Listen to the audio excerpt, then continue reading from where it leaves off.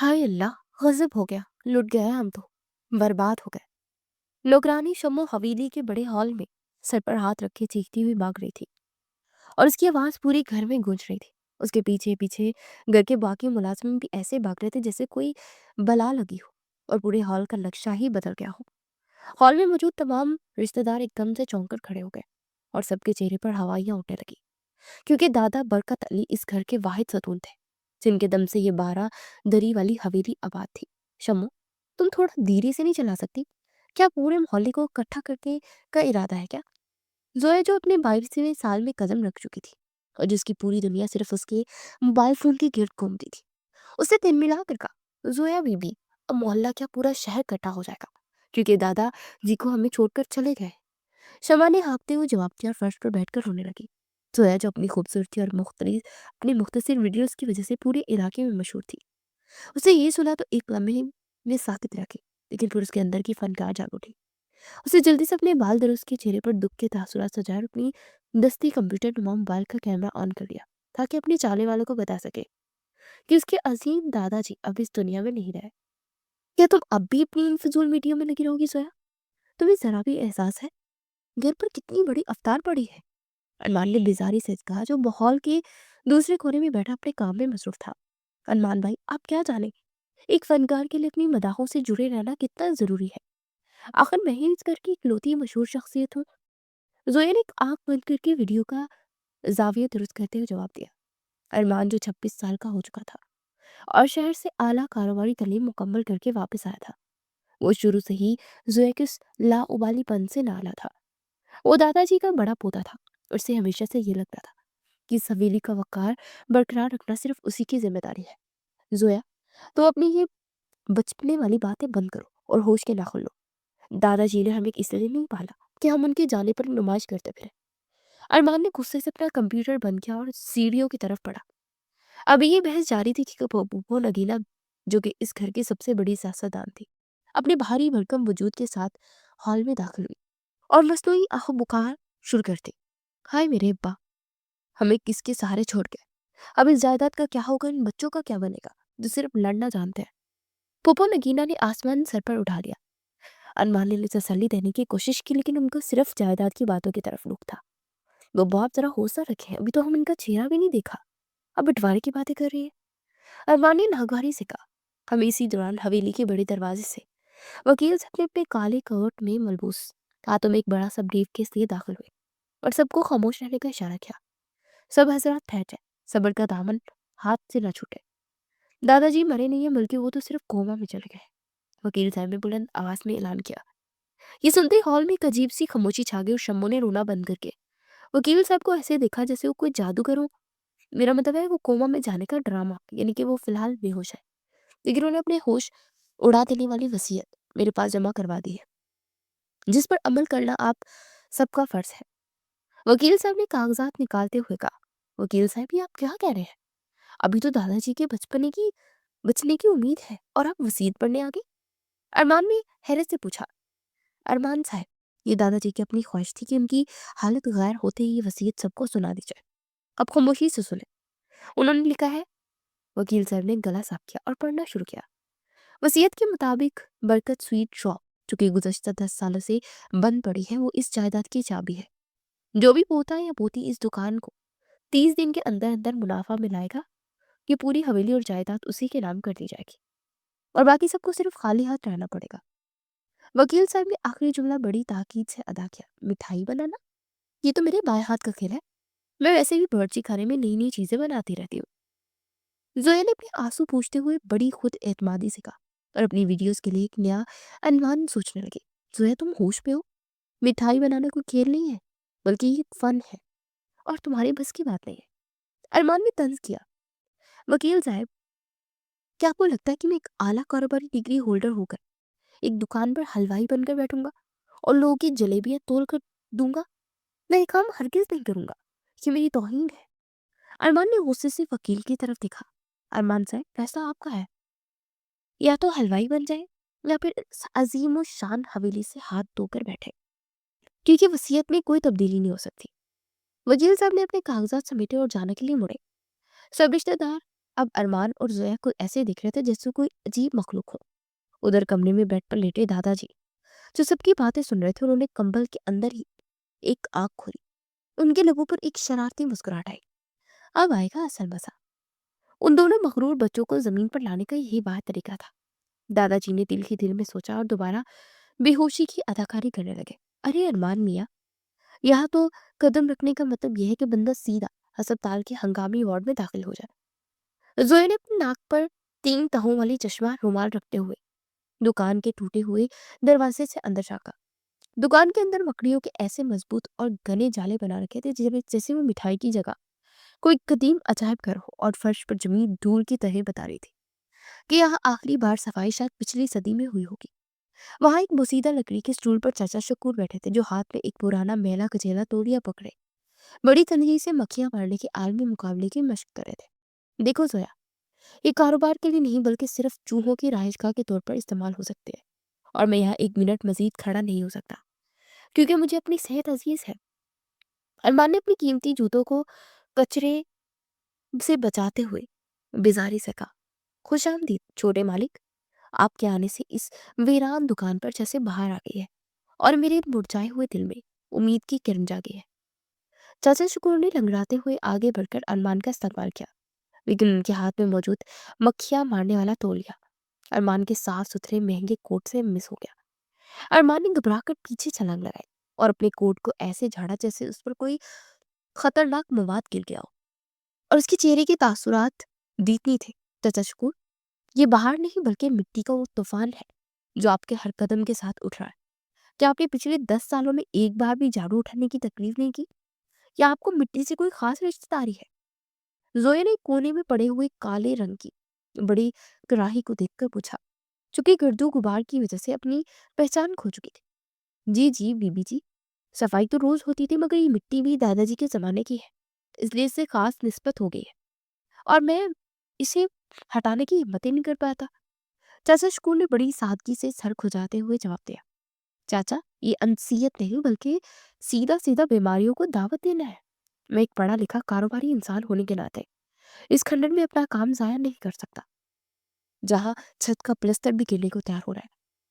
अरमान ने दुकान की हालत को देखा, जिसका एक बड़ा टुकड़ा बिल्कुल उसके सर के पास आकर गिरा था। यहाँ का तो पूरा ढांचा ही तबाह हो चुका है, और इसे मुनाफा मिलाना तो दूर की बात है, इसे ठीक करने में हवेली की आधी कीमत लग जाएगी। इसलिए जज्बात से निकलकर हकीकत का सामना करें। जोया, मेरी बात मानो, और हम वकील साहब से बात करके ना इस जगह को किसी ठेकेदार को बेच देते हैं, ताकि कम से कम कुछ तो पैसा हाथ आए और हम इस मुसीबत से जान छुड़ाएं। अरमान ने हतमई फैसला सुनाते हुए कहा, छोटे मालिक, ऐसी मनहूस बात जुबान पर मत लाए, वरना बरकत अली साहब की रूह तड़प उठेगी। ये दुकान उनकी इज्जत और शहर में उनकी पहचान है। चाचा शकूर एकदम से अरमान के पैरों में गिर गए और ऊंची आवाज में रोना शुरू कर दिया। उनके अचानक इस जज्बाती हमले से अरमान बुरी तरह से बौखला गया। उसे तो समझ ही ना आया कि वो चाचा को कैसे संभाले या अपने पैर उनकी गिरफ्त से कैसे छुड़ाए। 40 साल हो गए मुझे इस चौखट की खिदमत करते, और बाप जवान होकर कह रहे कि हम इसे बेच दें।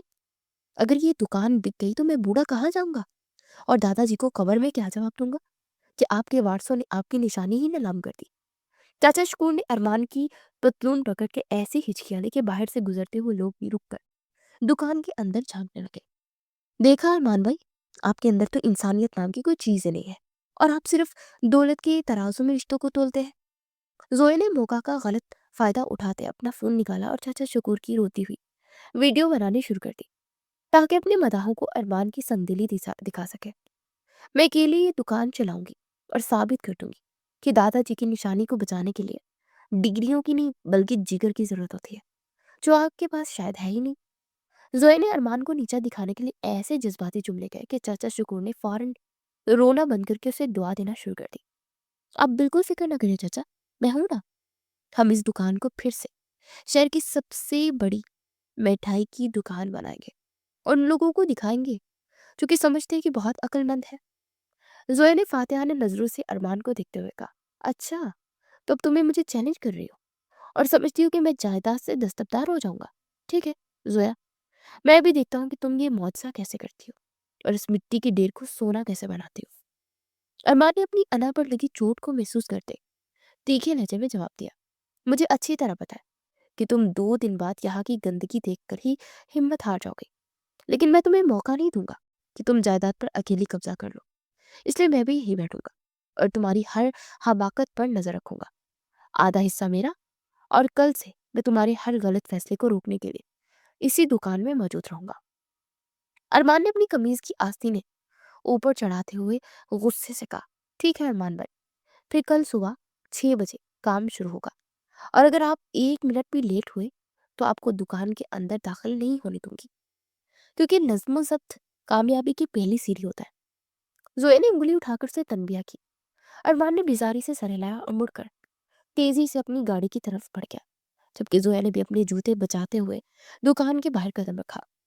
चाचा शकूर ने उन दोनों को जाते देखा और आसमान की तरफ हाथ उठाकर दुआ मांगी, या अल्लाह, इन दोनों की लड़ाई में कहीं मेरी दुकान का बचा खचा ढांचा ही ना गिर जाए। बस अब तो इस दुकान का वारिस है। चाचा शकूर ने अपने मेले रुमाल से आके पूछते हुए दुकान का जंग आलूद शटर गिराने की नाकाम कोशिश शुरू कर दी। चाचा शकूर, ये आप क्या कर रहे हैं? क्या अब तक इस पुराने झाड़ू से फर्श पर रगड़ रहे हैं? अब यहाँ पुराने तरीकों की कोई गुंजाइश नहीं है। जोया ने दुकान के वस्त में खड़े होकर बुलंद आवाज में कहा और अपना वो अजीब व गरीब रंग बिरंगा हिफाजती लिबास दुरुस्त किया, जो उसने खास तौर पर इस काम के लिए निकाला था। उस लिबास पर इतने ज्यादा फूल बूटे बने थे कि उसे देखकर ऐसा लगता था जैसे कोई पूरा बाग चलता फिरता दुकान में आ गया हो, और उसकी चमक से अरमान की आंखें चंदिया रही थी। अरमान जो एक पुरानी रजिस्टर पर पिछले सालों का हिसाब जोड़ने की कोशिश कर रहा था, उससे सर उठाया और जोया की हुलिये को देखकर ठंडी आह भरी।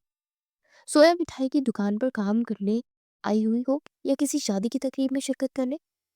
अरमान भाई, अब जरा हिसाब किताब से नजर हटाकर मेरे नए ख्यालात की तारीफ तो करें।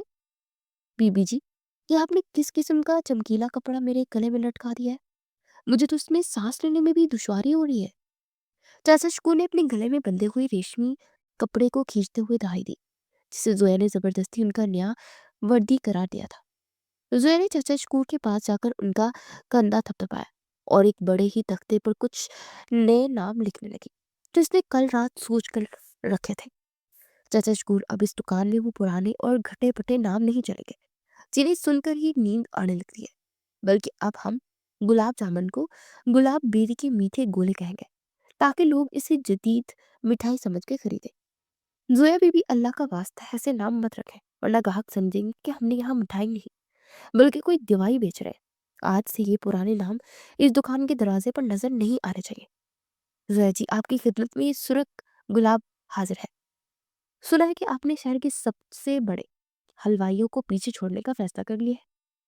ये आवाज मोहल्ले के आवारा लड़कों की थी, जो कि बहाल में आधी बोतल तेल थोपे और चमकीली कमीज पहने दुकान के अंदर दाखिल हो रहे थे।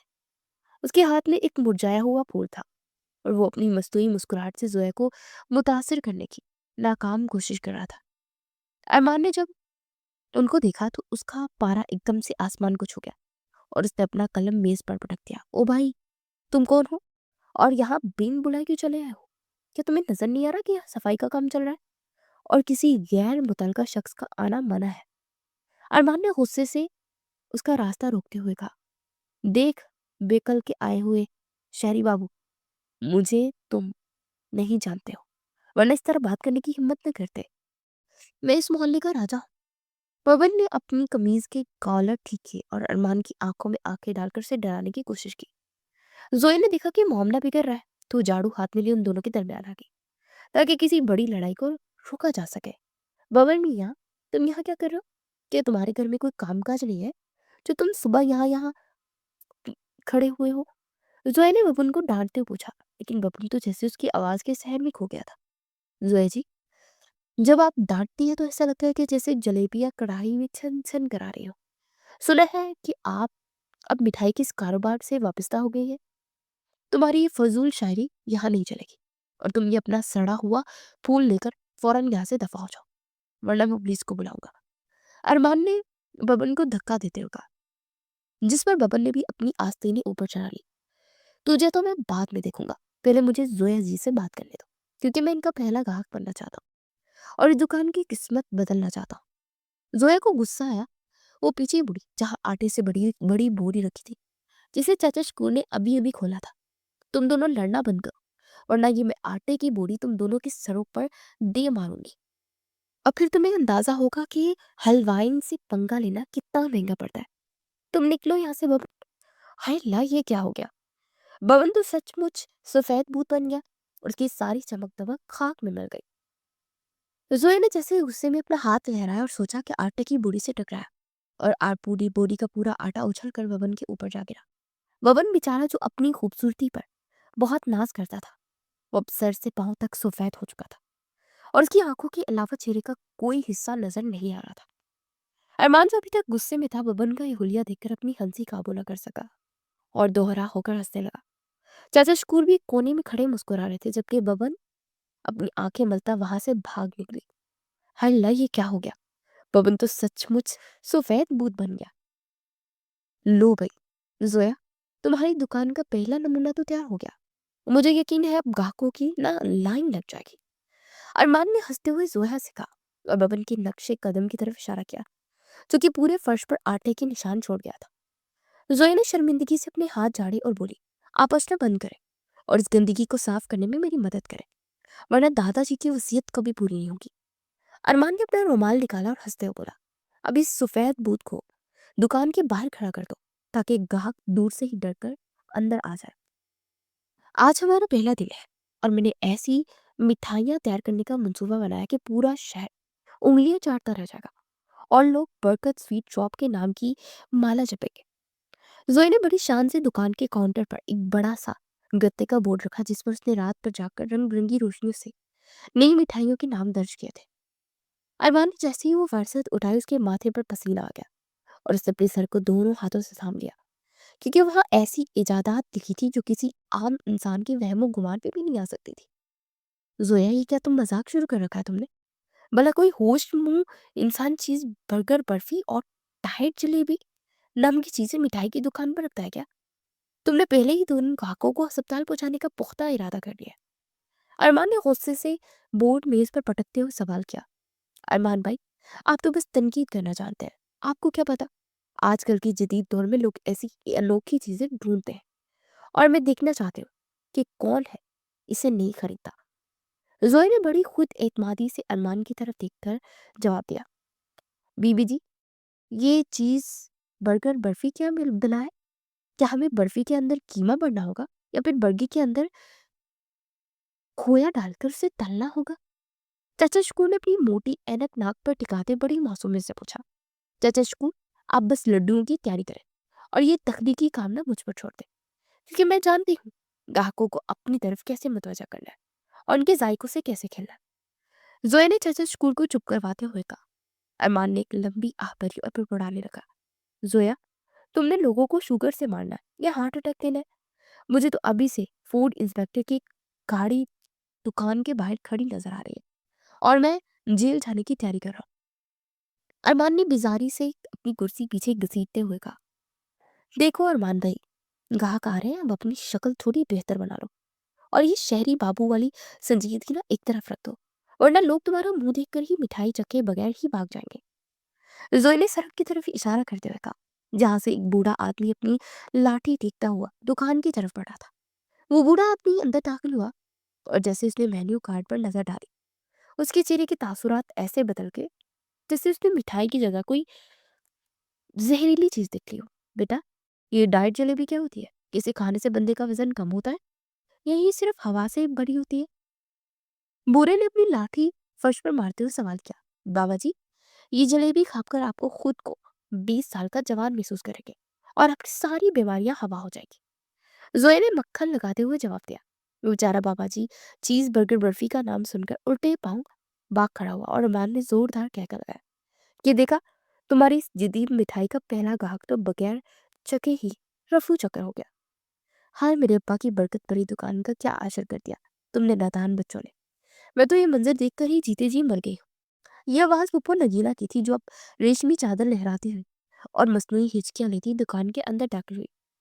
वो आते ही दीवारों को ऐसे छूने लगी जैसे बरसों बाद अपने किसी बिछड़े हुए अजीज से मिल रही हो, और उनकी आंखों से गिरने वाले मगरमच्छ के आंसू साफ नजर आ रहे थे। बेटा अरमान, तुमने ये काम नहीं कर पाए। तुमने तो शहर के बड़े बड़े नाज नाजुक मिजाज लड़के हो। ये दुकान मेरे नाम कर दो, मैं एक शानदार ब्यूटी पार्लर करूँगी। यहाँ पूरे मोहल्ले की औरतें अपनी पगड़ी बिगड़ी हुई शक्लें संवार कर आएगी और मेरे अब्बा का नाम भी रोशन होगा। फूफो ने अपनी असल ख्वाहिश का इजहार करते अरमान का हाथ थाम लिया। फूफो, आप पार्लर की फिक्र छोड़ें और ये बताएं कि आपको हमारी नई मिठाइयाँ पसंद आई या आपका इरादा भी किसी और ग्राहक की तरह भागने का है? अरमान ने तंजिया मुस्कुराहट के साथ जवाब दिया, फूफो, आप यहाँ सिर्फ रोना धोना करने आई हैं या हमें काम भी करने देंगी? क्योंकि हमारे पास ना फालतू वक्त बिल्कुल नहीं है। जोया ने तीखे लहजे में पूछा, क्योंकि उसे फूफो की नीयत पर पहले ही दिन से शक था। नगीना बेगम ने एक जहरीली नजर जोया पर डाली और अपनी चादर दुरुस्त करते बड़ी हमदर्दी से बोली, मैं तो बस तुम लोगों की मदद करना चाहती थी कि तुम तो तमीज ही भूल गई हो। वो मुड़ी और जैसे ही अरमान और जोया किसी ग्राहक की तरफ मुतवजा हुए, उन्होंने तेजी से अपने बैग से नमक का एक बड़ा पैकेट निकाला और उसे चीनी की खुली बोरी में उलटकर मिक्स कर दिया। अब देखती है तुम लोगों की मिठाई कौन खाता है और कैसे तुम ये दुकान 30 दिन में मुनाफा में लाते हो। पोपो ने दिल ही दिल में शैतानी सोच के साथ मुस्कुराते हुए कहा और फिर बुलंद आवाज में बोली, अच्छा मैं चलती हूँ, लेकिन याद रखना ये दुकान जल्द ही मेरी मलकियत होगी। पोपो जाते जाते एक मशवरा तो सुनती जाए, आप पॉलर खोलने से पहले अपनी इन लंबी लंबी मूछों को मिलवाने पर थोड़ा तवज्जो दें तो ज्यादा बेहतर होगा। जोए ने पीछे से जोर से आवाज दी। फूफो ये लगीना ये सुनकर तिल मिला कर रखे और गुस्से में पैर पटकती दुकान से बाहर निकल गई, जबकि उनका चेहरा गुस्से से तमतमा रहा था। अरमान ने जोया की तरफ गुस्से से देखा और कहने लगा, जोया, बड़ों से ऐसे बात नहीं करते, चाहे वो जायदाद की लालची ही क्यों ना, आखिर वो हमारी फुप्पो है। अरमान भाई, आप अपनी ना ये शहरी शराफत अपने पास रखें। मुझे अच्छी तरह पता है कि वो यहाँ खैर खैरियत बांटने नहीं आई थी, बल्कि उनके दिमाग में ना कोई खिचड़ी पकड़ी। जोया ने चीनी की बोरी की तरफ बढ़ते हुए जवाब दिया, जिसमें अब नमक मिल चुका था, अरमान भाई जल्दी करें, हमारी किस्मत का ताला खुलने वाला है और पूछे 50 किलो लड्डुओं का ऑर्डर हमारे दरवाजे पर दस्तक दे रहा है। जोया ने दुकान के अंदर दाखिल होते एक बड़ा सा कागज लहराते हुए कहा और उसके चेहरे पर ऐसी चमक थी जैसे कोई खजाना मिल गया। अरमान ने अपना हिसाब किताब वाला रजिस्टर एक तरफ रखा और हैरत से जोया को देखा, क्योंकि खुशी के मारे दुकान में रक्स करने के मूड में लग रही थी। जोया, होश के नाखून लो, 50 किलो लड्डू बनाना कोई बच्चों का खेल नहीं है। और फिर ये लड्डू दिया किसने है जो तुम इतनी खुश होकर रही हो? अरमान ने अपनी कुर्सी से उठते सवाल किया, अरमान भाई, ये शहर के सबसे मशहूर पहलवान गामा पहलवान के बेटे की शादी का ऑर्डर है और अगर हमने ये वक्त पर पूरा कर दिया तो बरकत स्वीट का नाम पूरे शहर के कोने कोने में गूंजेगा। जोया ने बड़ी शान से पहलवान का नाम लेकर अरमान को खामोश करवाने की कोशिश की। जी बीबी जी, 50 किलो लड्डू बनाने के लिए हमें अभी से कढ़ाई चूल्हे पर चढ़ानी होगी, वरना कल सुबह तक ना हम सिर्फ बेसन में भूनते ही रह जाएंगे। चाचा शकूर ने अपनी कमर सीधी करते हुए जोशो खरोच से कहा, चाचा शकूर, आप बिल्कुल फिक्र न करें, आज अरमान भाई भी हमारे साथ हलवाई बनेंगे और अपनी इस बड़ी सी डिग्री का इम्तिहान किचन में देंगे। जोया ने शरारत से अरमान की तरफ देखकर चुप गिरी। अरमान ने एक लंबी सांस ली और अपनी आस्तीनें ऊपर चढ़ाते हुए बोला, ठीक है जोया, मैं दिखाऊंगा कि एक पढ़ा लिखा इंसान जब काम करने पड़ा है तो किसी पर मैदान में पीछे नहीं रहता। बस तुम दुआ करना कि मैं बेसन भूनते भूनते खुद ना भून जाऊं। अरमान ने किचन की तरफ कदम बढ़ाते हुए जवाब दिया, अरमान भाई जरा ध्यान दे, ये चम्मच हिलाना लैपटॉप की उंगलियां चलाने जैसा आसान नहीं है, बल्कि इसके लिए बाजू में ताकत चाहिए होती है। जोया ने अरमान को कढ़ाई के सामने खड़ा देखकर हंसते हुए कहा, जोया, तो अपनी ये नसीहतें अपने पास रखो, जरा मुझे वो घी का डब्बा पकड़ाओ, वरना ये बेसन कढ़ाई के पंदे से लगकर काला हो जाएगा। अरमान ने तंदही से चम्मच चलाते हुए जवाब दिया। किचन में गर्मी बढ़ती जा रही थी और बेसन की खुशबू पूरे मोहल्ले में फैल रही थी। जहाँ चाचा शकूर दूसरे चूल्हे पर शीरा तैयार कर रहे थे। अरमान भाई, आपके माथे पर पसीना आ रहा है, कि ऐसा ना हो कि आपका पसीना मिठाई में मिल जाए और गामा पहलवान हमें मार मार कर लड्डू बना दे। जोए ने अरमान का मजाक उड़ाते हुए अपनी बात खत्म की। हाय अल्लाह, मेरा हाथ चल गया। अरमान एकदम से पीछे हटा और दर्द की शिद्दत से उसका चेहरा सुर्ख हो गया, क्योंकि गर्म घी का एक बड़ा चीटा उड़कर सीधा उसकी कलाई पर गिरा था। जोया जो अब तक हंस रही थी एकदम से खामोश हो गई और दौड़कर अरमान के पास पहुंची। उसके चेहरे पर छाई शरारत अब गहरी तशवीश में बदल चुकी थी। अरमान भाई, मुझे दिखाए, आपने अपना ध्यान क्यों नहीं रखा? जोया ने अरमान का हाथ थामा और फौरन बर्फ का एक टुकड़ा उठाकर उसके जले हुए हिस्से पर रख दिया। अरमान जो गुस्से में कुछ कहने वाला था, वो जोया की आंखों में नमी देखकर एकदम खामोश हो गया और उसे देखने लगा। जोया, तुम क्यों रो रही हो? मैं ठीक हूँ, बस थोड़ी सी जले नहीं तो है। अरमान ने पहली बार इतनी नरमी से जोया से मुखातिब होकर पूछा। ओए होए, सत्यानाश हो गया, सब बर्बाद हो गया और मेरी सारी मेहनत ज़ाया होगी। ये दिल दहलाने व देने वाली आवाज चाचा शकूर की थी, जो एकदम से किचन में गूंजी। अरमान और जोया एक दूसरे की आंखों में खोए हुए थे। जो एकदम से चौंक कर पीछे हटे तो देखा चाचा शकूर के पांव फिसलने की वजह से घी और बेसन की बड़ी हुई कढ़ाई उलट चुकी थी और सारा सामान फर्श पर बह रहा था। चाचा शकूर, ये क्या कर दिया आपने? अब हम गामा पहलवान को क्या मुंह दिखाएंगे और इतना सारा सामान दोबारा कैसे तैयार होगा? अरमान ने अपना सर पकड़कर परेशानी में चीखते हुए कहा। अरमान भाई, अब बातें करने का वक्त नहीं है, जल्दी करें, वरना गामा पहलवान किसी भी वक्त आता होगा और अगर ऑर्डर लेट हुआ तो हमारी चटनी बना देगा। जोए ने फर्श पर बिखरे हुए सामान को देखकर दहाई देते हुए बात मुकम्मल की। अरमान भाई, होशियार हो जाए, मुझे लग रहा है जैसे जलजला आ रहा है या कोई हाथी हमारी दुकान की तरफ बढ़ रहा है। जोए ने दुकान के बाहर दिखते हुए घबराई हुई आवाज में कहा, जहां दूर से धूल उड़ती हुई नजर आ रही थी।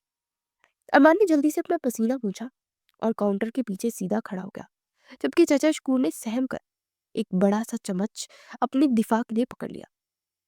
थोड़ी देर में दुकान के दरवाजे पर एक बहुत कद्दावर और पहाड़ी भरकम शख्स नमूदार हुआ, जिसके साथ उसका पहला एक चेला शीरा भी था, जो कि शक्ल से किसी गुंडे से कम नहीं लग रहा था। क्या हमारे लड्डू तैयार है या मैं इस दुकान को उखाड़ कर बाहर फेंक दूं? गामा पहलवान ने अपनी भारी आवाज में गर्ज कर सवाल किया। पहलवान जी, गुस्सा थूक दे, लड्डू बिल्कुल तैयार, कड़क और अभी अभी कढ़ाई से उतरे हुए तैयार है। अरमान ने लड़ती हुई आवाज में जवाब दिया और लड्डुओं का एक भरा हुआ डिब्बा पहलवान के सामने रख दिया। गाला पहलवान ने अपनी मोटी उंगलियां डिब्बे में डाली और एक बड़ा सा लड्डू उठाकर पूरी का पूरा मुंह में रख लिया। जब शेरा बराबर में खड़ा अरमान और जोया को ऐसी नजरों से घूर रहा था जैसे वो उसका कच्चा गोश्त खा जाएगा। पहलवान ने लड्डू चबाया ही था कि उसका चेहरा एकदम से बिगड़ गया और उसने जोर से फर्श पर थूक दिया, जिससे पूरी दुकान गूंज उठी। ये मिठाई है ये समंदर का पानी? इस लड्डू में इतना नमक कहाँ से आया? पहलवान ने गुस्से से दांत दहाड़ते हुए अपनी कमीज की आस्तीनें ऊपर चढ़ाई। उस्ताद जी, लगता है इन बच्चों ने आपके साथ मजाक उड़ाने की हिम्मत की है। हुक्म दे तो अभी इनका कीमा बना दो और दुकान के शीशे तोड़ दो। शेरे ने आगे बढ़कर अरमान का गिरबान पकड़ने की कोशिश की, लेकिन अरमान ने बड़ी मुश्किल से खुद को बचाया। अरमान को समझ ही नहीं आ रही थी कि मीठे लड्डुओं में नमक कहाँ से टपक पड़ा, क्योंकि उसे पुप्पो नगीना की उस घटिया साजिश का इल्म नहीं था। रुक जाओ शीरे, पहले मुझे ये बताओ, ये नमक लड्डू में क्या करा है? क्या तुम लोग पहलवान की ब्लड प्रेशर का मरीज बनाना चाहते हो? पहलवान ने मेज पर मुक्का मारते हुए जिस मिठाई के डिब्बे को उछलकर वो फर्श पर गिर गए। अरे पहलवान जी, आप भी कितने बोले। ये नमक नहीं बल्कि वो वलायती जायका है, जिसे खास तौर पर आप जैसे बड़े पहलवान के लिए तैयार किया गया। उसने एकदम से आगे बढ़कर बड़ी सफाई से झूठ बोला और शेरे को पीछे हटने का इशारा किया। अरमान ने हैरत से जोया को देखा कि उस संगीन सूरत में क्या कहानी करने जा रही है। पहलवान जी, इसे वलायत में नमकीन शहद वाला लड्डू कहते हैं और वहां के पहलवान दंगल से पहले लाजमी खाते हैं, क्योंकि इसमें मौजूद नमक पट्टों को लोहा देता है और मसल्स में जान डाल देता है। जोया ने इतनी संजीदगी से बात की कि शेरा भी सोच में पड़ गया। क्या वाकई इससे मछलियां, मेरा मतलब है पट्टे, मजबूत होते हैं और थकन नहीं होती? पहलवान ने हैरत से पूछा और अपने बाजू के गोश्त को दबाया। जी पहलवान जी, आजकल के जदीद दौर में सादा मीठा तो आम लोग खाते हैं, लेकिन आप जैसे खास लोगों के लिए हमने ये खास फार्मूला तैयार किया है, जिसका जायका शुरू में नमकीन और बाद में मीठा लगता है। जोया ने मक्खन लगाते हुए अपनी बात जारी रखी। शीरे, जरा तुम भी चखो, शायद ये बच्ची सच कह रही है, क्योंकि वलायत की बातें तो ऐसी ही अनोखी होती है। पहलवान ने एक लड्डू शीरे की तरफ बढ़ाया। जी उस्ताद जी, जायका तो जरा हटकर है, लेकिन अगर इससे ताकत मिलती है तो फिर ये कमाल की चीज है। शेरे ने लड्डू चबाने के बाद फौरन बंदरा बता और पहलवान को यकीन दिलाने लगा। गामा पहलवान ने दूसरा लड्डू उठाया और इस बार इसे बड़े शौक से खाया और सर हिलाते हुए बोला, हाँ, अब मुझे पट्टों में खिंचाव महसूस हो। ये सारे लड्डू पैक कर दो और शेरे, इनको इनाम भी दो। अरमान ने जब पहलवान को खुश होते देखा तो उसकी जान में जान आई और उसने जल्दी से सारे डिब्बे पैक करना शुरू कर दिए, जबकि जोया दूर खड़ी अरमान को आंख मार रही थी। तुम तो वाकई कमाल की फनकार हो जोया, इतनी सफाई से झूठ बोला कि पहलवान जैसा बंदा भी धोखा खा गया और अब वो खुश होकर जा रहा है। अरमान ने पहलवान के जाने के बाद डरी हुई आवाज में कहा, अरमान भाई, उसे अक्लमंदी और कारोबार की पॉलिसी कहते हैं, वरना अब तक तो शेरे ने आपका होलिया बिगाड़ दिया होता और हम अस्पताल में पट्टियां बंधवा रहे होते। जोया ने फखर से अपनी एप्रन को ठीक करते हुए जवाब दिया, अब जल्दी से ये पैसे गिने, इससे पहले कि पहलवान को रास्ते में असल बात समझ आ जाए और वो वापस मुड़ पड़े।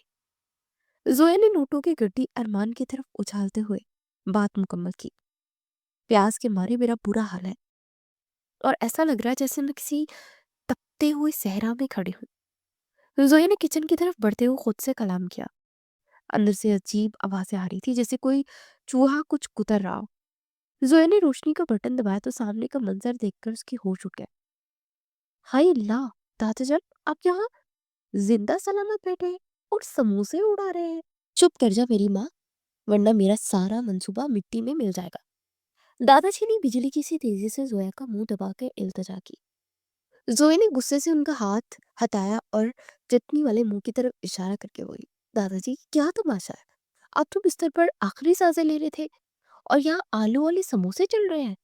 क्या आपको जरा शर्म नहीं आती कि हम सब आपके गम में नडाल है और आप यहाँ दावत उड़ा रहे हैं।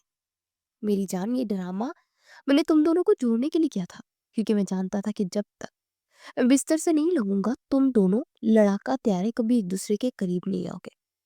दासचंद ने कुर्सी पर बैठते हुए सफाई दी, मैं इन फीके खानों से तंग आ गया था, इसलिए सोचा कि रात को एक अपनी भूख की मिटालूं, मगर मुझे क्या पता था कि तुम यहाँ मेरी चोरी पकड़ने पहुंच जाओगे। दादाजी ने एक और समोसा उठाते हुए बात मुकम्मल की। दादाजी, आप तो बहुत बड़े फनकार निकले और आपकी अदाकारी के सामने तो सब हार गए। जोया ने तंजिया अंदाज में अपने सामने और अपने हाथ कमर पर रखकर कहा था, अच्छा अब ये बताओ कि मेरा ये राज छुपाने की कीमत क्या होगी, क्योंकि मैं जानता हूँ कि तुम मुफ्त में खामोश नहीं रहोगे। दादाजान ने शरारत से पूछा तो जोया बोली, दादाजान, मुझे जायदाद नहीं बल्कि वो वीडियो चाहिए जिसमें अरमान भाई ने बचपन में नीली फ्रॉक पहनकर नाच किया था, और वो फ्रॉक वाला वाकया तो अरमान की जिंदगी का सबसे बड़ा सदमा है। दादाजान ने हंसते हुए जवाब दिया, वो वीडियो मेरे पुराने संदूक में छुपी है और अब वो तुम्हारी हुई, मगर वादा करो कि तुम किसी को ये नहीं बताओगी। मैं बिल्कुल ठीक हूँ और छुपकर समोसे खाता हूँ। दादाजी ने सौदा पक्का करने के बाद अपना हाथ आगे बढ़ाया। सौदा मंजूर है दादाजी, अब अरमान भाई को पता चलेगा कि मुझसे पंगा लेना कितना महंगा पड़ता है। जोए ने दादाजी से हाथ मिलाया। किचन में कौन है और इतनी रात के लाइट क्यों जल रही है? शमो की आवाज सुनकर दादाजी अंधेरे में दबे पांव अपने कमरे की तरफ आ गए। जोया बीबी, आप यहाँ क्या कर रही है और ये समोसों की खुशबू कहाँ से आ रही है? शमो ने किचन में दाखिल होकर तफ्तीश शुरू की तो जोया ने उसे डांट कर कहा, प्यास लगी थी इसलिए पानी पीने आई थी, अब तुम जाओ और सो जाओ। कल सुबह तक ये वीडियो मेरे हाथ में होनी चाहिए दादाजी, वरना मैं सबको सच बता दूंगी। जोया ने बिस्तर पर लेटते आखिरी बार सोचा, तौबा है अरमान भाई, ये फूफो नगीना तो हमारे पीछे हाथ धोकर पड़ गई है, अब ये क्या नया हंगामा है? जोया ने दुकान के बाहर एक सरकारी गाड़ी को रुकते देखकर कहा। गाड़ी में एक मोटा सा शख्स उतला, जिसके हाथ में एक रजिस्टर था और उसके पीछे दो सिपाही भी थे। ये फूड इंस्पेक्टर था जिसे पुप्पो ने रिश्वत देकर बेचा था। इंस्पेक्टर ने दुकान में दाखिल होते शोर मचाना शुरू कर दिया कि मुझे शिकायत मिली है, यह सफाई का कोई इंतजाम नहीं और मिठाई में मिलावट की जा रही है। मैं अभी ये दुकान सेल करने लगा हूँ। अरमान फौरन आगे बढ़ा और अपनी किताबी इल्म का मुजाहरा करते हुए बोला, देखिए जनाब, आप कानून के खिलाफ काम कर रहे हैं। ज़ाब्ता इखलाक के सेक्शन 42 के तहत आप बिना किसी तहरीरी नोट्स के दुकान सील नहीं कर सकते। इंस्पेक्टर एक लम्हे के लिए रुक गया, अपने सिपाही से कहने लगा, अरे ये तो कोई पढ़ा लिखा हलवाई लगता है जो मुझे कानून सिखा रहा है। जोए ने देखा कि अरमान की बातों से इंस्पेक्टर मजीद गुस्से में आ रहा है। उसे जल्दी से एक मिठाई का डिब्बा उठाया और इंस्पेक्टर के हाथ में थमा दिया। इंस्पेक्टर साहब, आप गुस्सा क्यों करते हैं? ये छोटा सा तोहफा रखें और इसके नीचे ना कुछ नोट है, ज़रा उनका ख्याल रखिएगा। जोया ने आँख मारते हुए कहा। इंस्पेक्टर ने जब डिब्बे के नीचे हाथ मारा तो वहां उसे कुछ कागजात महसूस हुए, लेकिन जैसे उसने निकाल कर देखा तो वो असली नोट नहीं बल्कि जोया की बनाई हुई बचकाना ड्राइंग वाली पर्चियां थी। इंस्पेक्टर का पारा आसमान की तरफ पहुंच गया और चिल्लाया, ये क्या बदतमीजी है, तुम मेरा मजाक उड़ा रही हो? अरवान ने अपना माथा पीट लिया और जोया को पीछे धक्का दिया और इंस्पेक्टर को साइड पे ले गया ताकि उसे असली नोट देकर मामला ठंडा कर सके। जब वो वापिस आए तो जोया फखर से कह रही थी, देखा, मेरी ड्राइंग ने हम सबको बचा लिया। अरमान ने गुस्से से कहा, जोया, तुम्हारी इन हरकतों की वजह से हम किसी दिन सीधा जेल जाएंगे। अरमान, तुम इस बदबूदार जगह पर क्या कर रहे हो और तुम्हारा होलिया क्या बन रहा है? ये आवाज अरमान की पुरानी शहरी दोस्त नताशा की थी, जो अचानक दुकान के दरवाजे पर नमूदार हुई। उसने कीमती लिबास पहन रखा था और अपने नाक पर रेशमी रुमाल रखा था, ऐसे अदाएं दिखा रही थी जैसे वो किसी कूड़ेदान के पास खड़ी हो। अरमान ने घबरा कर अपनी मैली कमीज देखी और बोला, नताशा, तुम यहाँ इस वक्त कैसे आ गई? मैं तो बस दादा जान की वसीयत की वजह से यहाँ फंस गया। जोया, जो एक कोने में आटे की बोरियां तरतीब दे रही थी, उसने नताशा को देखा तो उसके तन बदन में जैसे आग लग गई। उसने नताशा के गुरूर को खाक में मिलाने का फैसला किया और चाशनी का एक बड़ा सा चम्मच भरकर नताशा के महंगे जूतों के पास से गुजरने लगी। ओह, माफ करना बहन, मेरा पाँव फिसल गया। जोया ने जानबूझ के सारी चाशनी नताशा के जूतों पर गिरा दी और मासूमियत से बोली कि तुम्हारी बात ही इतनी कर रही थी कि मुझसे रहा ही नहीं गया, और मैं सोचा थोड़ी मिठास तुम्हारे कदमों में डाल दो, शायद तुम्हारी मुंह से भी कुछ मीठा निकला। नताशा गुस्से से चीखने लगी और अपने जूते साफ करने लगी, जबकि अरमान बेचारा उसे मनाने में मसरूफ हो गया।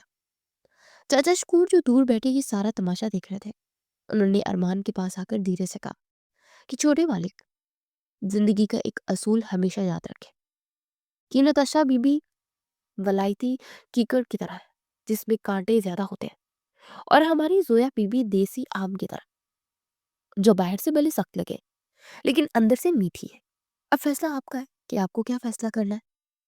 अरमान ने हैरत से चचा को देखा और अपनी जोया की तरफ मुड़ा, जो अब भी गुस्से में बर्तन पटक रही थी और बुलंद आवाज में कह रही थी कि यहाँ सिर्फ काम करने वालों की जगह है, फालतू लोगों की नहीं। अरमान भाई, अगर हमने कुछ ना किया तो सामने वाली चौधरी सीड्स की दुकान हमारे बर हमें बर्बाद कर देगी, क्योंकि उन्होंने 1 किलो के साथ 1 किलो मुफ्त की तख्ती लगा दी है। जोया ने परेशानी में दुकान के चक्कर काटते हुए कहा। अरमान ने कुछ देर सोचा और बोला, हमें जदीद तरीके से तशहीर करनी होगी और लोगों को बताना होगा कि हमारी मिठाई बेहतरीन है। जोया ने फौरन अपना फोन निकाला और कहा, ठीक है, मैं तस्वीरें बनाती हूँ और आप ये जबरदस्ती वाली शेरवानी पहनकर मिठाई खाने की अदाकारी करें।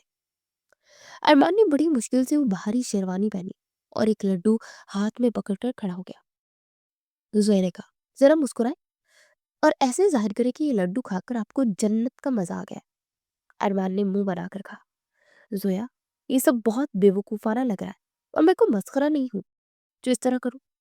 उन दोनों की इसी बात पर बहस शुरू हो गई और जोया का हाथ फोन के उस बटन पर लग गया, जिससे मंजर बराह रास्त पूरी दुनिया को नजर आने लगा। लोगों ने देखा कि एक लड़का शेरवानी पहने लड्डू हाथ में लिए एक लड़की से झगड़ा है और लड़की उसे डांट रही है। लोगों को उनकी ये नोकझोंक इतनी पसंद आई कि देखते ही देखते हजारों लोग उस मंजर को देखने लगे और तबसरों में लिखने लगे कि ये कितना प्यारा जोड़ा है। जोया को जब एहसास हो कि सब कुछ बराह रास्त चल रहा है तो उसने जल्दी से फोन बंद किया, लेकिन तब तक बहुत देर हो चुकी थी। हर जगह उनकी लड़ाई के चर्चे थे। अरमान ने गुस्से से अपनी शेरवानी का बटन खोला और बोला, मुबारक हो जोया, अब पूरा शहर हमारी मिठाई का नहीं बल्कि हमारी लड़ाई का इंतजार करेगा। जोया बीबी जल्दी बाहर आए, ग्राहकों की लाइन लगी हुई है और मिठाई कम पड़ गई है। चाचा शकूर ने जोश में आकर आवाज लगाई। वायरल होने वाली लड़ाई ने जादू कर दिया था और अब लोग मिठाई खरीदने से ज्यादा उन दोनों को एक साथ देखने के लिए दुकान पर जमा हो रहे थे। एक नौजवान लड़का जो अपने आप को इंटरनेट का माहिर कह रहा था, अपना माइक लेकर अंदर दाखिल हुआ और पूछने लगा, जनाब, आप दोनों की शादी कब हो रही है, क्योंकि पूरी दुनिया आपकी जोड़ी की दीवानी हो गई है। अरमान और जोया ने एक दूसरे को देखा और एक साथ चिल्लाए, कभी नहीं, हमारी शादी कभी नहीं हो सकती। ये सुनकर ग्राहक हंसने लगे और कहने लगे, मियाँ बीवी में ऐसी लड़ाई तो होती रहती है, फूफो नगीना जो भीड़ में चुप कर ये सब देख रही थी, उनके कलेजे में जैसे सांप लौट रहे थे। उन्होंने सोचा कि अगर ये दुकान ऐसे ही चलती रही तो जायदाद उनके हाथ से निकल जाएगी। इसलिए उन्होंने चुपके से दुकान के पिछले हिस्से में जाकर बिजली के तार काट दिए। एकदम से पूरी दुकान में घुप अंधेरा छा गया और ग्राहकों में अफरा तफरी मच गई। जोया जो पहले ही अंधेरे से घबराती थी, उसे जोर से चीख मारी। उसे कुछ समझ ना आया कि उसने पास खड़े अरमान का बाजू मजबूती से पकड़ लिया। अरमान भाई बचाए, यहाँ कोई जिन आ गया है। जोया ने डरते डरते उसे उसका हाथ थामा और धीमी आवाज में बोला, जोया खामोश हो जाओ, मैं यहाँ मौजूद हूँ और कोई जिन नहीं आया, बस बिजली चली गई थी। तुम जरा हिम्मत से तो काम लो। अरमान भाई आप कहाँ हैं? मुझे कुछ नजर नहीं आ रहा और मुझे बहुत डर लग रहा है। जोया की आवाज कांप रही थी। उसने अरमान का बाजू अपनी मजबूती से थाम रखा था। अरमान ने जब जेब से फोन निकाला और उसकी रोशनी जलाई तो देखा जोया डर के मारे उसके पीछे करीब खड़ी है। रोशनी में अरमान की नजर जोया के चेहरे पर पड़े, जहां सफेद आटा लगा हुआ था और वो किसी मासूम बच्चे की तरह लग रही थी। अरमान के दिल में पहली बार जोया के लिए एक नरम गुस्सा पैदा हुआ और वो हंस पड़ा। तुम्हारे चेहरे पर आटा लगा है, जरा रुको, मैं साफ कर देता हूँ। अरमान ने बड़ी नरमी से अपना रुमाल निकाला और जोया के गाल से आटा साफ करने लगा। जोया खामोशी से उसे देखती रही और उसी लम्हे दुकान का सारा शोरगुल जैसे खत्म हो गया। अभी वो दोनों एक दूसरे की आंखों में देख ही रहे थे कि अचानक बिजली वापस आ गई और दुकान रोशनी से जगमगा उठी। सामने नताशा खड़ी थी, जिसके चेहरे पर हैरत और गुस्से के मिले जुले तासुरात थे। वाह अरमान, यहाँ तो कोई रोमांचक फिल्म चल रही है और मैं पागलों की तरह तुम्हारा बाहर इंतजार कर रही थी। नताशा ने तंजिया दास से कहा। अरमान ने फौरन जोया से अपना हाथ छुड़ाया और पीछे हटकर बोला, नताशा तुम गलत समझ रही हो। जोया अंधेरे से डर गई थी, इसलिए मैंने बस इसे तसल्ली दे रहा था। जोया को अरमान का इस तरह फौरन पीछे हटना बहुत बुरा लगा। उसने गुस्से से नताशा को देखा और बोली, हाँ, यहाँ फिल्म ही चल रही है और तुम इस फिल्म की हीरो विलन हो, जो हमेशा गलत वक्त पर टपक पड़ती हो। नताशा पैर पटकती हुई बाहर निकल गई और अरमान उसके पीछे भागा, जबकि जोया वहीं खड़ी अपनी नम आंखों को साफ करने लगी। अरमान भाई मेरी बात माने, वो औरत कोई दवाई बदल रही थी, मैंने अपनी आंखों से देखा है। जोया ने हाँफते हुए अरमान को बताया, जो दुकान के हिसाब किताब में मसरूफ था। जोया भी हवेली से भागती हुई आई थी, क्योंकि इसने पुप्पो नगीना को दादाजी के कमरे में कुछ मशकूक हरकतें करते देखा था। उसे यकीन था पुप्पो दादाजी को नुकसान पहुंचाना चाहती है, ताकि जायदाद का फैसला जल्द हो सके। अरमान ने बेजारी से जोया की तरफ देखा और अपना रजिस्टर बंद कर दिया। जोया बस कर दो, अब तुम्हारे इन ड्रामों से मैं तंग आ चुका हूँ। वो मेरी सगी पुप्पो है, वो ऐसा कभी नहीं कर सकती। अरमान ने सख्त लहजे में कहा। जोया ने तड़प कर कहा, अरमान भाई मैं झूठ नहीं बोल रही, वो वाकई कोई शीशी बदल रही थी, अब चलकर देखे तो सही। अरमान ने गुस्से से मेज पर हाथ मारा और चिल्लाया, तुम सिर्फ मेरी फैमिली के खिलाफ प्रोपेगेंडा करना चाहती हो, ताकि दादाजी की नजरों में तुम अच्छी बन सको। लेकिन याद रखना, मैं तुम्हारी इन बातों पर कभी यकीन नहीं करूंगा। जोया की आंखों से आंसू बहने लगे और उसका दिल टूट गया कि जिस शख्स के लिए वो दिन रात मेहनत कर रही थी, उसे इस पर जरा भी भरोसा नहीं है। ठीक है अरमान भाई, अगर आपको मुझ पर यकीन नहीं है तो फिर मेरा यहाँ कोई काम नहीं है। आप अपनी दुकान और अपनी फैमिली संभालें, मैं जा रही हूँ। जोया ने सिसकते हुए कहा और अपना एप्रन उतार कर वहीं फेंक दिया और दुकान से बाहर निकल गई। और अरमान वही खड़ा रहा, लेकिन उसे अंदाजा नहीं था कि जोया के जाते ही दुकान की सारी रौनकें उसके साथ ही चली गई है। चाचा शकूर, ये जलेबियां क्यों चल रही है और ग्राहक वापस क्यों जा रहे हैं? अरमान ने झिंझला कर पूछा, क्योंकि जोया के जाने के बाद से दुकान पर जैसे कोई मनहूस साया पड़ गया था। कोई भी काम ठीक से नहीं हो रहा था और अरमान को समझ नहीं आ रहा था कि वो अकेला आखिर क्या क्या संभाले। नताशा पास बैठी अपने नाखून पॉलिश कर रही थी और बोली कि अरमान छोड़ो ये सब बेकार काम। अच्छा हुआ वो जाहिल लड़की चली गई, अब हम ये दुकान किसी को बेच देते हैं और फिर हम शहर वापस चलते हैं।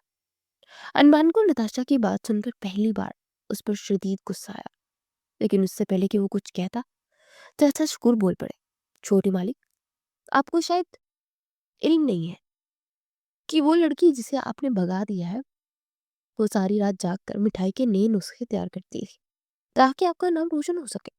और वो आपकी हर बुराई खुद पर ले लेती थी ताकि आपको दुख ना पहुंचे। चचा की बातें अरमान के दिल पर हथौड़े की तरह लगी और उसे अपनी तमाम गलतियों का एहसास होने लगा। वो समझ गया कि जोया के बगैर ये दुकान और उसकी जिंदगी दोनों अधूरे हैं। अरमान ने नताशा की तरफ देखा और दो टोक लहजे में कहा, नताशा, तुम जा सकती हो, क्योंकि मेरा अब तुम्हारे साथ कोई वास्ता नहीं और मैं अपनी जिंदगी की सबसे बड़ी दौलत को खोने नहीं दे सकता। नताशा कुछ कहने ही वाली थी कि अरमान ने उसे वहीं छोड़ा और तेजी से बाहर की तरफ भागा ताकि जोया को रोक सके। और इससे पहले कि वो हमेशा के लिए उसकी जिंदगी से चली जाए, उसे अब सिर्फ जोया से माफी मांगनी थी और उसे वापस लाना था। जोया, ठहरो, खुदा के लिए रुक जाओ और इस बस में सवार मत होना, वरना मेरी जिंदगी बर्बाद हो जाएगी। अरमान ने हाँफते हुए ऊंची आवाज में पुकारा और बस के अड्डे पर खड़ी जोया का रास्ता रोक लिया। जोया ने गुस्से से अपना बैग कंधे से फिर संभाला और मुंह फेर कर बोली, अब आप यहाँ क्या लेने आए हैं? अरमान साहब, जाइए, जाकर अपनी पढ़ाई लिखाई और अपनी शहरी दोस्त को संभाले, मेरा भी राज पीछे छोड़ दे।